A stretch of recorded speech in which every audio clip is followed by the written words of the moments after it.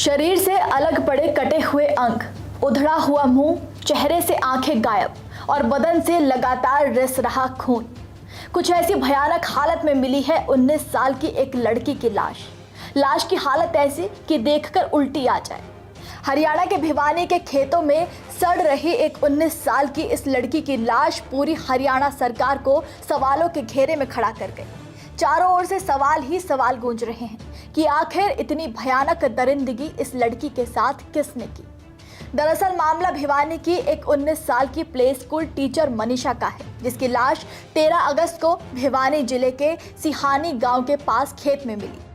Manisha nursing की पढ़ाई कर रही थी तो 11 अगस्त को वो स्कूल से छुट्टी के बाद पास के एक नर्सिंग कॉलेज में दाखिले की जानकारी लेने गई थी। घर नहीं लौटी तो परिजनों ने उसकी गुमशुदगी की रिपोर्ट दर्ज कराई। पुलिस ने कह दिया कि शादी करने के लिए भाग गई होगी तो लौट आएगी, 1-2 दिन इंतजार कर लो। लेकिन फिर खबर मिली कि 13 अगस्त को लापता मनीषा का शव लोहारू के सिंघानी गांव में नहर के पास खेत में मिला है। उसके गले पर काटने के निशान थे। शव की हालत बेहद खराब थी। लाश पर कीड़े चल रहे थे और पीले कपड़े खून से लाल हो चुके थे। चेहरे में आंखें थी ही नहीं, मानो किसी ने नोच कर निकाल ली हो। चेहरे की खाल हट चुकी थी, सिर्फ कंकाल बचा था। शव की ये हालत देखकर पूरे गांव के पैरों तले जमीन खिसक गई। बस यही कानाफूसी लोगों में चल रही थी कि रेप तो बहुत से देखे हैं, लेकिन ऐसा खतरनाक हादसा और हालत पहले कभी नहीं देखी। परिवार को समझ नहीं आ रहा था कि आखिर उनकी बेटी के साथ ये हुआ क्या। 14 अगस्त को शव का पोस्टमार्टम हुआ तो परिजनों ने शव को लेने से इनकार कर दिया और कहा कि जब तक आरोपी नहीं पकड़े जाते तब तक शव नहीं लिया जाएगा। अस्पताल के बाहर धरना प्रदर्शन शुरू किया गया और 15 अगस्त को मुख्यमंत्री नायब सिंह सैनी सरकार ने लापरवाही पर एसपी मनवीर सिंह को हटा दिया और लोहारू पुलिस चौकी के एसएचओ सहित 5 पुलिसकर्मियों को सस्पेंड कर दिया और एक बार फिर शव का पोस्टमार्टम कराया गया। यहाँ हैरानी की बात सुनिए, पोस्टमार्टम के बाद डॉक्टरों ने साफ कह दिया कि मनीषा के साथ कोई रेप नहीं हुआ। घुटनों पर 2 छोटे छोटे निशान मिले। शरीर के अंग के टुकड़ों की जांच की गई और गर्दन पर जानवरों ने काटा है। उन्होंने कहा कि तेज धार हथियार से काटने से अलग तरह के निशान होते हैं और गर्दन पर वो निशान है ही नहीं। किसी और जानवर ने गर्दन को धड़ से अलग किया। लेकिन घर वालों को समझ ही नहीं आया कि आखिर बेटी की हत्या हुई कैसे। वो डॉक्टरों की बात मानने को कतई तैयार नहीं और बार बार बलात्कारी को पकड़ने की मांग करने लगे। ढाणी लक्ष्मण निवासी शिक्षिका मनीषा की मौत के मामले में रोजाना धरना प्रदर्शन होते रहे। परिजन और ग्रामीणों ने लगातार हाईवे जाम की। डेड बॉडी का अंतिम संस्कार नहीं किया गया।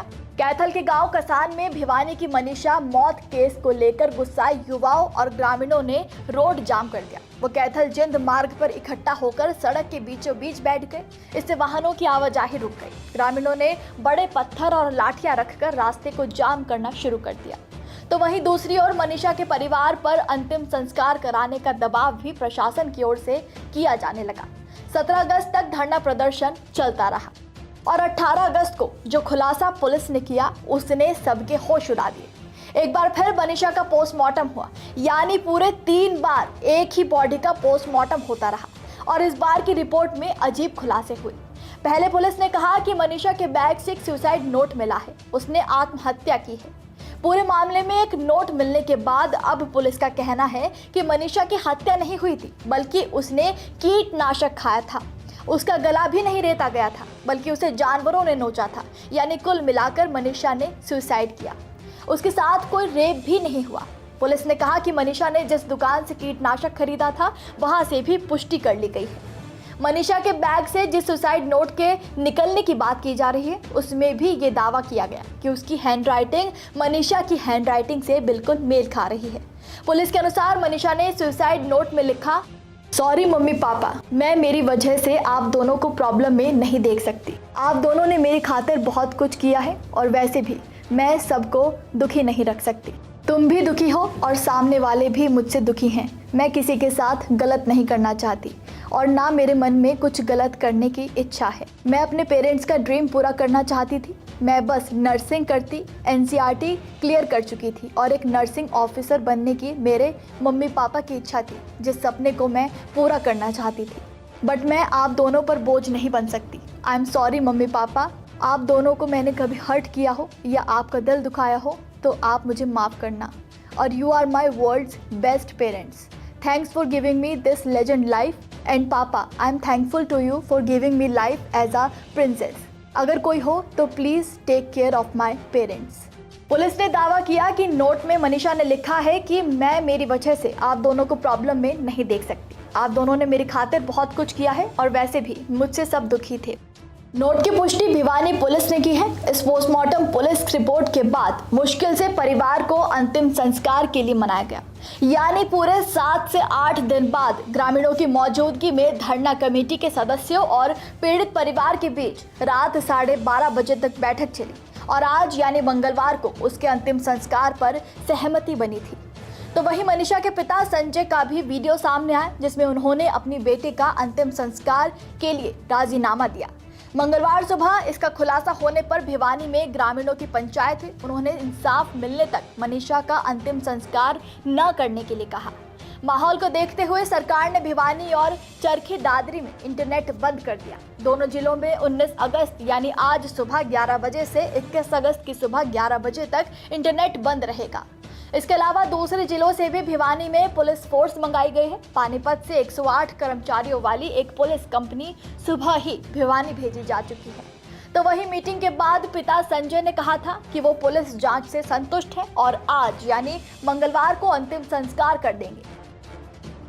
हमने जो कमेटी ने फैसला लिया है वो सारे समाज को इकट्ठा देख करके और अपने भविष्य अपने हित में ही लिया है जो भी फैसला लिया कमेटी ने। और कमेटी का फैसला ये है कि हम अपनी बेटी का संस्कार हिंदू रीति रिवाज के साथ मान सम्मान के साथ करेंगे और प्रशासन अपने काम पे लगा हुआ है। हम उनके काम से संतुष्ट हैं। कुछ मिला के ठीक ही है जी, बाकी आगे कार्रवाई चल रही है। जनता से यही अपील करना चाहूँगा कि जो कमेटी ने मंजूर किया है उसके साथ हमें चलना ही पड़ेगा, क्योंकि कमेटी के साथ ही वो जनता थी। मेरी बेटी कभी भी आत्महत्या नहीं कर सकती। मेरे को इतना उसके ऊपर विश्वास है और प्रशासन कह रही कि उसने आत्महत्या की है। मेरे को है ना उसका न्याय चाहिए है। मैं उस चीज को नहीं मानता कि मेरी बेटी आत्महत्या कर देगी। और उन्होंने सारी मेडिकल टीम ने ये दिखाया कि उसने आत्महत्या की है। मैं कहता हूँ कि उसने आत्महत्या की है नहीं है। मेरे को इससे ये है कि मेरे को उस बेटी का न्याय चाहिए। प्रशासन ने दबाया है कमेटी को, कमेटी ने मेरे को दबाया है। लोगों से यही अपील करना चाहता हूँ कि मेरी बेटी के न्याय के लिए जितना भी वो हो सके सहयोग करेंगे। लेकिन अब उनका एक नया वीडियो सामने आया है जिसमें वो कह रहे हैं कि मेरी बेटी कभी आत्महत्या नहीं कर सकती, मुझे उस पर इतना विश्वास है। प्रशासन कह रहा है कि उसने आत्महत्या की है। मैं इसको नहीं मानता कि मेरी बेटी आत्महत्या कर लेगी। सारी मेडिकल टीम ने ये दिखाया कि उसने आत्महत्या की है। मैं कहता हूँ कि उसने आत्महत्या नहीं की है। मुझे मेरी बेटी के लिए न्याय चाहिए। अब यहाँ कुछ सवाल उठते हैं जो ये पूछने पर मजबूर करते हैं कि आखिर ये किस तरह की कार्रवाई मनीषा के मामले में की गई। सवाल उठता है कि पहले 2 बार किए गए पोस्टमार्टम में जहर खाने की बात क्यों सामने नहीं आई। युवती के शव को जानवरों ने नोचा था और गले पर 29 mm का गहरा घाव था। यदि जानवरों ने चेहरा और गर्दन खाया तो शरीर के दूसरे हिस्सों को जानवर ने क्यों छोड़ दिया। साथ ही जहरीले पदार्थ का उन पर असर नहीं हुआ, क्यों? अहम बात है कि पुलिस को शव के पास से कीटनाशक की शीशी तक नहीं मिली। मनीषा के पिता ने बयान दिए थे कि 11 अगस्त को शाम को 6:30 बजे बेटी के फोन से कॉल आई थी, लेकिन जल्द ही कॉल कट गई। फिर फोन बंद हो गया। रात को 12 बजे फिर से एक मिस कॉल आई। ऐसे में यदि मनीषा की मौत हो चुकी थी तो फिर मिस कॉल किसने की और बेटी का फोन आखिर अब तक कहाँ है?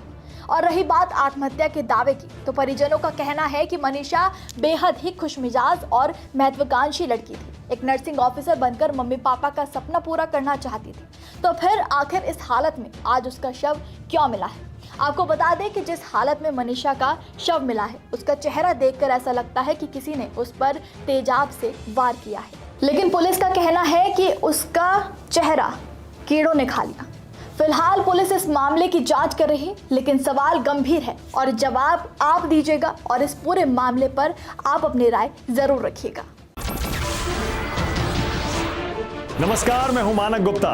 अगर आपको हमारा ये वीडियो पसंद आया हो तो इसे लाइक और शेयर जरूर करें और हाँ, हमें सब्सक्राइब और फॉलो करना ना भूलें ताकि आप देश और दुनिया की कोई खबर मिस ना करें। तो जुड़े रहिए हमारे साथ और देखते रहिए News 24।